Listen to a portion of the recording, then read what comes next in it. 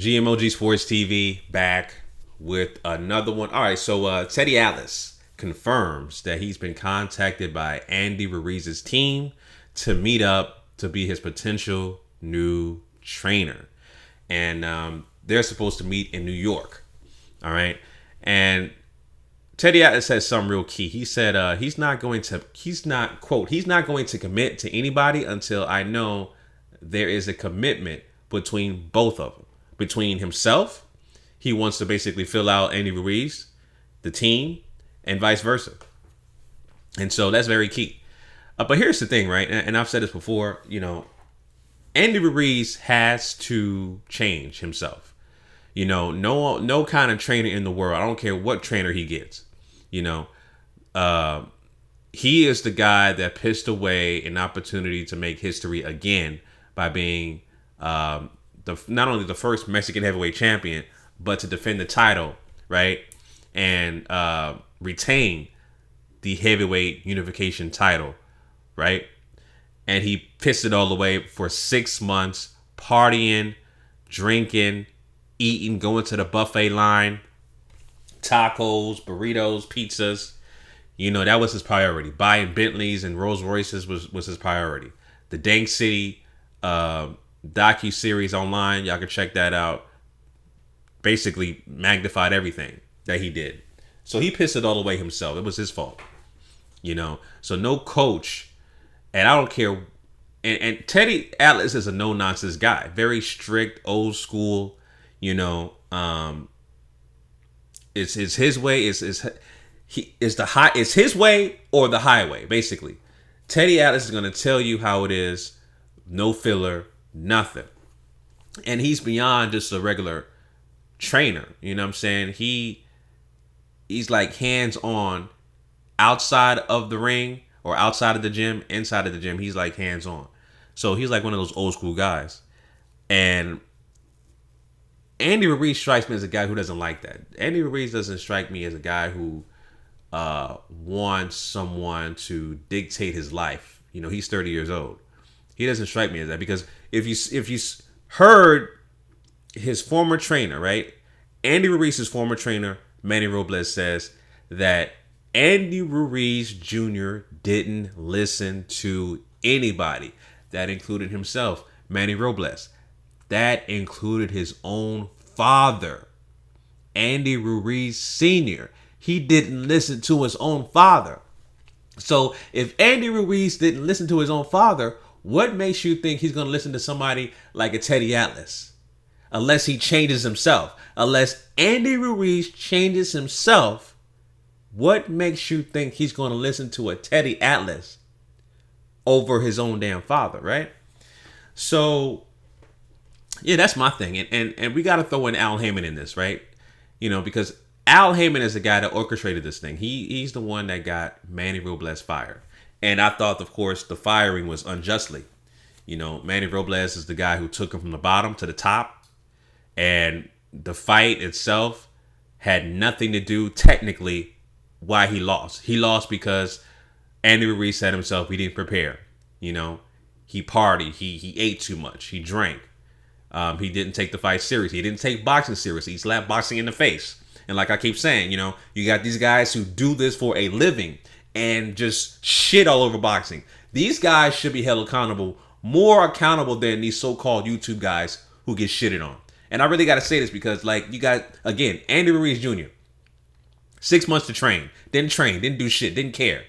Shitted on boxing, and you do this for a living. But you got these YouTubers who come on the scene, and people are upset about the YouTubers, right? KSI, Logan Paul, Jake Paul. Oh, this is a travesty to the sport. But yet, when you see these guys train, they train their ass off. You know what I'm saying? They're not out here buying Bentleys and Rolls Royces and going into the buffet line, eating food and shit and half-ass and doing that extra dumb shit outside of the sport of boxing. They actually go in and train and take boxing seriously. So I give these guys the same amount of respect as the guys like Ruiz Jr. or lack thereof for doing this as a profession and then not training, not missing weight, or being overweight. PBC fighters drinking and smoking and being overweight, beating up baby mamas, flipping over cars. Those guys I don't respect because they shit on boxing. They don't respect boxing, and they do this for a living. You know what I'm saying? So that's my thing. But Al Heyman, man, he's the guy that orchestrated this shit. He's the guy that got Manny Robles fired. And you know that's what Andy Ruiz Jr. said himself. You know, Al Heyman made the call. That means that basically confirms a couple things. Al Heyman has too much power and control over his fighters. We know this.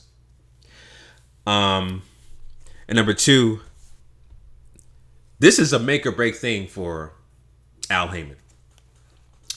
Because like I said, you know, Manny Robles got basically axed, fired, or sacked, whatever you want to call it. They got rid of Manny Robles because it had nothing to do with boxing. It was a personality thing. You know, Al Heyman thinks that Andy Ruiz needs a dictator. He needs somebody that's going to, you know, be hands-on with Andy Ruiz inside the gym and outside the gym. You know, somebody that is very demonstrative. Someone that's very vocal, someone that's very old school. That's like a Teddy Atlas. You know what I'm saying? But the thing is that, like I said, I don't think Andy Ruiz can accept that. I don't think Andy Ruiz can adjust to that. You know, it may last a couple months here and there, but it's going to wear down. And I think, you know, Andy Ruiz was going to go back to his normal self and being uncommitted, you know, being just uncommitted, lack of focus, lack of dedication, undisciplined. He's going to get back to that. Like I said, let's say if Teddy Atlas signs on with Andy Ruiz and they, you know, they go at it, they train and all that stuff. I don't think it's going to last because Andy Ruiz's track record, he is just not disciplined. He's not. It's been like that his whole career. Ask Bob Arum why they dropped him from Top Rank. You know, ask Oscar De La Hoya why he wasn't signed to Golden Boy Promotions. You know what I'm saying? People know that Andy Ruiz is just not disciplined. He's not. And so if this fails or whatever the case may be, this is all Al Heyman's fault. You can blame Al Heyman. So if this fails or this doesn't come into how successful you think it may be, right? This is all Al Heyman's fault. You can blame him. But we'll see, man. We'll see. You know, Andy Ruiz had went back and forth, but I talked about this before in a separate video, but went back and forth with Dillian White about fighting him. Claims that Dillian White scared, didn't want to smoke, even though Dillian White sent two separate offers, one for the UK, one for the US to fight him. And then Andy Ruiz says he got a big announcement coming soon. So we'll see what happens, family. He's in the transition period for a new trainer, but we'll see what happens. And again, whatever happens between the trainer and Andy Ruiz Jr., the success criteria is very high, and this is all on Al Heyman.